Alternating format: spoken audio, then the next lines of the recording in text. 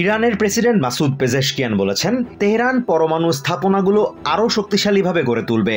রাষ্ট্রীয় গণমাধ্যমকে দেয়া এক সাক্ষাৎকারে তিনি আবারও স্পষ্ট করে বলেন, ইরান কোনোভাবেই পরমাণু অস্ত্র তৈরির চেষ্টা করছে না।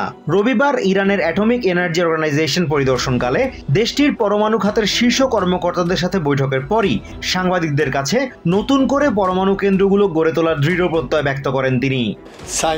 এই জ্ঞান আমাদের বিজ্ঞানীদের মস্তিষ্কে রয়েছে। ভবন ও কারখানা ধ্বংস করলে আমাদের কোনো সমস্যা হবে না। আমরা আবার তৈরি করব আরো শক্তিশালীভাবে। পশ্চিমা দেশগুলো যা বিশ্বব্যাপী ছড়ানোর চেষ্টা করছে তা হলো আমরা বোমা তৈরির জন্য পরমাণু কর্মসূচি পরিচালনা করছি। অথচ সর্বোচ্চ নেতা ঘোষণা করেছেন এবং ফতোয়া জারি করেছেন যে আমরা কোনোভাবেই বোমার দিকে যেতে পারি না। এর পাশাপাশি আমেরিকা ও ইসরায়েলের বিরুদ্ধে 12 দিনের যুদ্ধে শহীদ ও ইরানের পরমাণু বিজ্ঞানীদের স্মরণে প্রেসিডেন্ট পেজেশকিয়ান বলেন, দেশের পরমাণু বিশেষজ্ঞদের প্রচেষ্টা এক ধরনের বৈজ্ঞানিক জিহাদ এবং জাতির প্রতি আন্তরিক সেবা।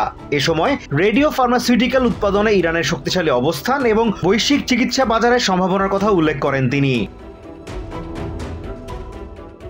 বৈশ্বিক রেডিও ফার্মাসিউটিক্যাল বাজারে ইরানের অংশীদারিত্ব বাড়াতে একটি কৌশলগত পরিকল্পনা তৈরির আহ্বান জানান তিনি। পেজেশকিয়ান বলেন, দেশের অভ্যন্তরীণ চাহিদা পূরণ অবশ্যই অগ্রাধিকার পাবে, তবে একই সাথে রপ্তানি উন্নয়ন ও পেশাদার বিপণন কার্যক্রমও সমান গুরুত্বের সাথে এগিয়ে নিতে হবে।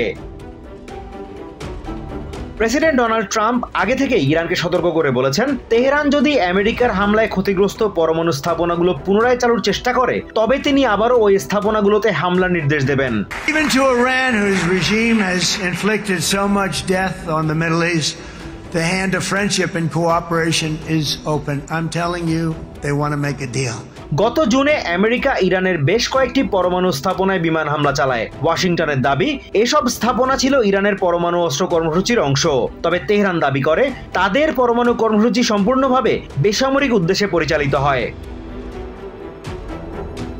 Azimur Rashid Kanak, TVN 24 news desk.